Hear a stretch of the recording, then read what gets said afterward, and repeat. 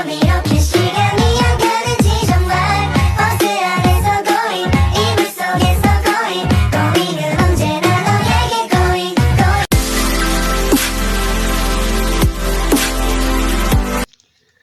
Assalamualaikum warahmatullahi wabarakatuh.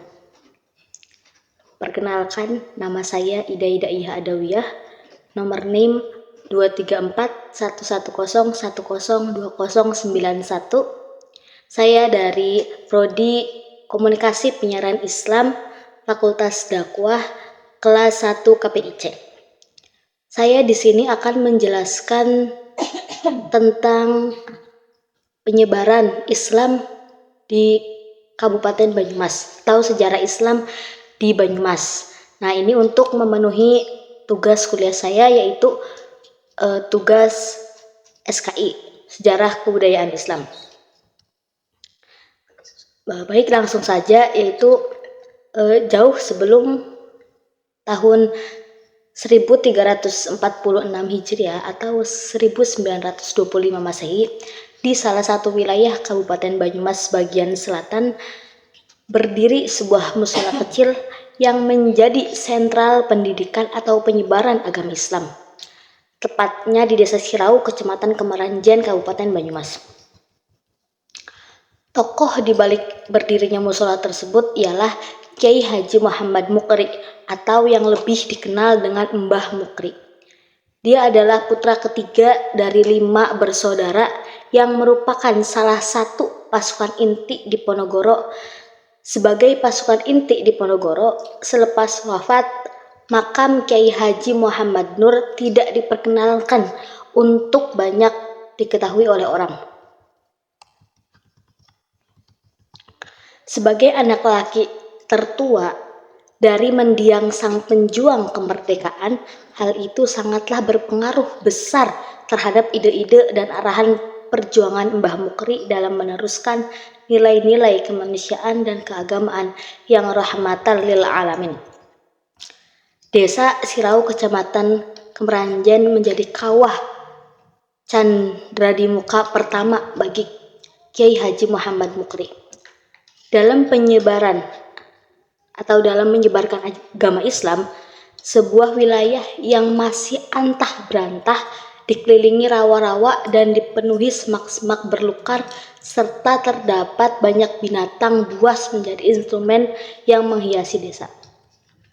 Bukan hanya itu, secara mistis, Desa Sirau juga tampak tempat yang terkenal angker, banyak dedemit dan makhluk yang bersarang di desa itu, sehingga tempat tersebut sangat jauh dari rasa nyaman dan ukuran masyarakat agamis.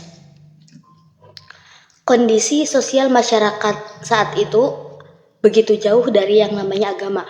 Mereka bermasyarakat dengan semaunya sendiri, madat, madon, minum, maling menjadi hal yang biasa yang dilakukan oleh masyarakat itu. Bahkan melakukan ritual hitam seperti santet menjadi hal yang lumrah pada saat itu. Di tempat itulah Kiai Haji Muhammad Mukri melakukan babat alas Desa Sirau untuk membuat sebuah tugas yang mulia, terukah untuk sebuah nilai yang beliau yakini sebagai ajang terpilih akhir zaman, ajaran Kanjeng Nabi Muhammad SAW, agama Islam yang rahmatan lil alamin.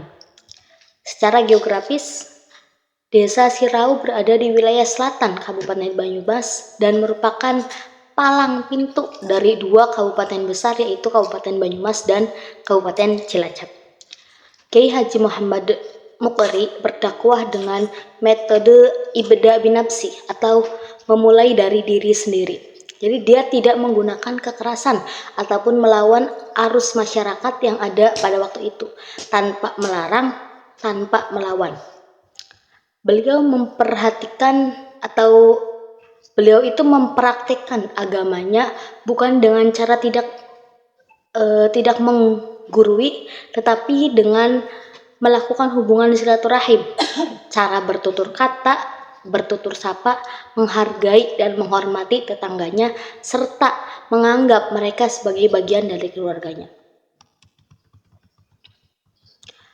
Hal tersebut dengan cara Mbah Mukri seperti itu tentunya membuat Mbah Mukri tak segan untuk memberikan masukan jikalau salah satu dari mereka ada yang melanggar norma sosial ataupun menyalahi aturan agama.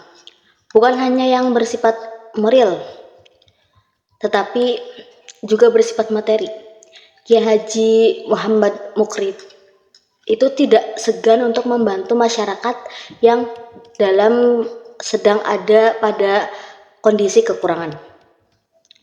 Waktu demi waktu berlalu, selanjutnya Kiai Haji Muhammad Mukri merasa perlu adanya sebuah tempat beribadah yang sekaligus difungsikan sebagai tempat berkumpul.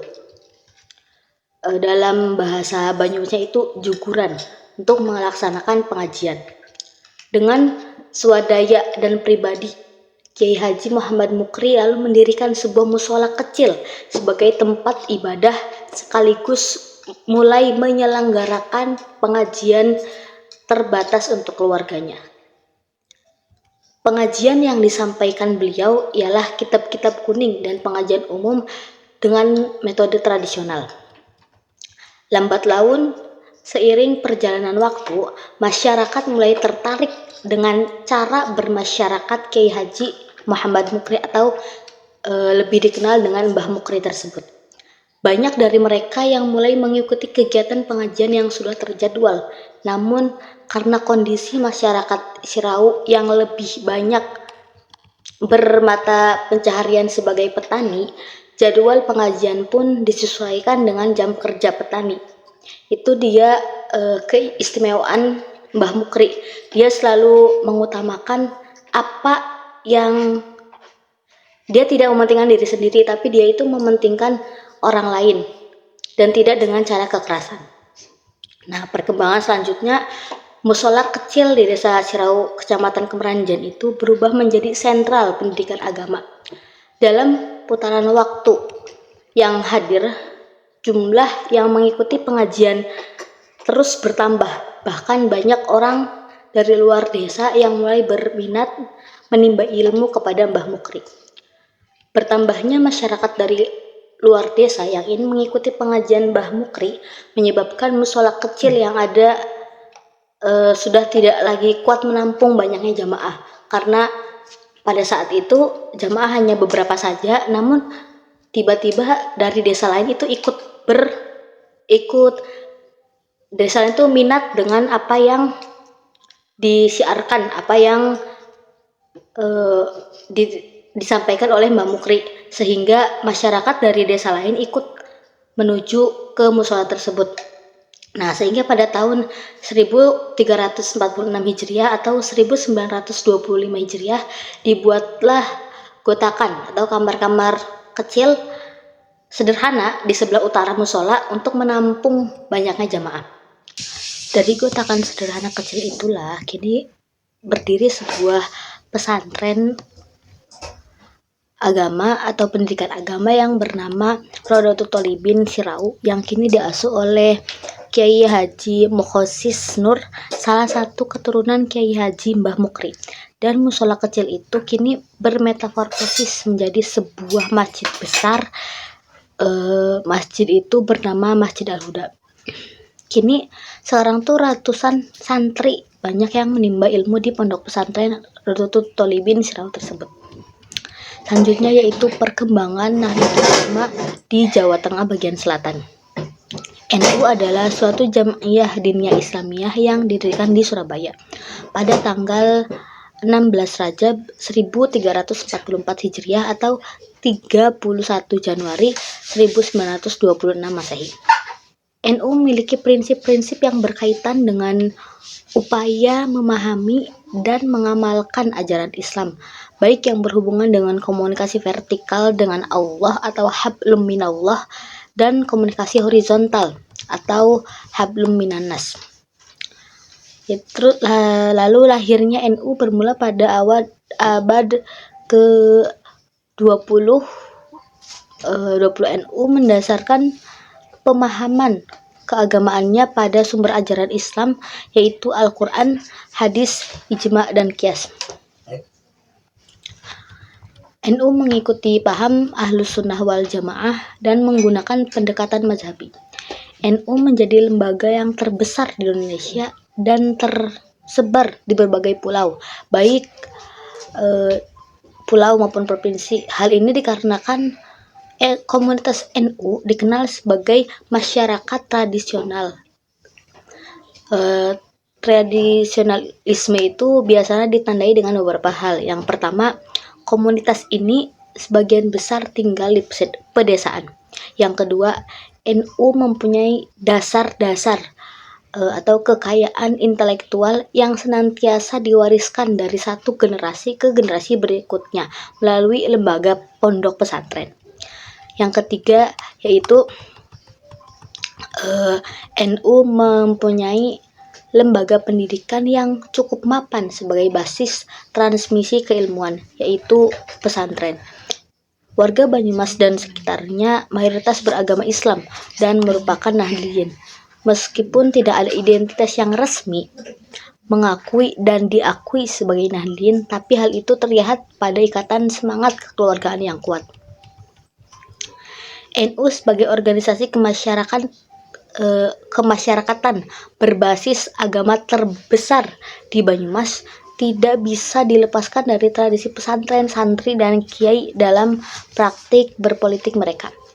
NU di Banyumas tidak hanya besar dan kuat secara agama, tetapi juga kuat secara ekonomi. NU tidak hanya terkait dengan sistem dagang yang dikendalikan oleh pasar secara umum. Kekuatan ekonomi dan massa yang loyal ini membuat mereka mampu menciptakan pasar sendiri. Modal ekonomi inilah yang dimiliki NU di Banyumas. NU di wilayah Banyumas dan sekitarnya memiliki cukup banyak lembaga pendidikan di bawah naungan LP Ma'arif, mulai dari RA, MI, MTS, MA hingga perguruan tinggi. Selanjutnya yaitu perkembangan Muhammadiyah di Jawa Tengah bagian selatan. Masyarakat Muslim Purwokerto dan Kabupaten Banyumas pertama kali mengenal Muhammadiyah adalah ketika Kiai Haji Ahmad Dahlan memberikan pengajian akbar di Masjid Agung Baitus Salam. Berdirinya Persyarikatan Muhammadiyah cabang Purwokerto ialah pada tanggal 15 November 1922. Peresmian cabang Muhammadiyah Purwokerto menandai awal lahirnya Muhammadiyah di bumi Banyumas. Muhammadiyah cabang Purwokerto dapat membangun langgar atau surau untuk pengajian. Pendirian langgar juga dilakukan di desa-desa. Muhammadiyah di Purwokerto dan Banyumas semakin menunjukkan pertumbuhan dan perkembangan. Pada tahun 1953, Purwokerto pernah menjadi tempat dilaksanakannya Muktamar Muhammadiyah ke-32. Cabang dan ranting Muhammadiyah di Purwokerto dan Banyumas seiring berjalannya waktu juga menunjukkan perkembangan yang signifikan, termasuk di dalamnya adalah amal usaha yang dimiliki Muhammadiyah. Oke, cukup sekian penjelasan materi tentang sejarah Islam di Banyumas. Tadi ada sejarah Islam tentang Mbah Mukri dan juga tentang bagaimana NU dan Muhammadiyah ada di Banyumas. Mudah-mudahan apa yang saya sampaikan bisa bermanfaat dan apabila ada kesalahan mohon dimaafkan. Terima kasih. Ihdinas siratal mustaqim wa akhiran undur maqola wa la tangdur maqola. Wassalamualaikum warahmatullahi wabarakatuh.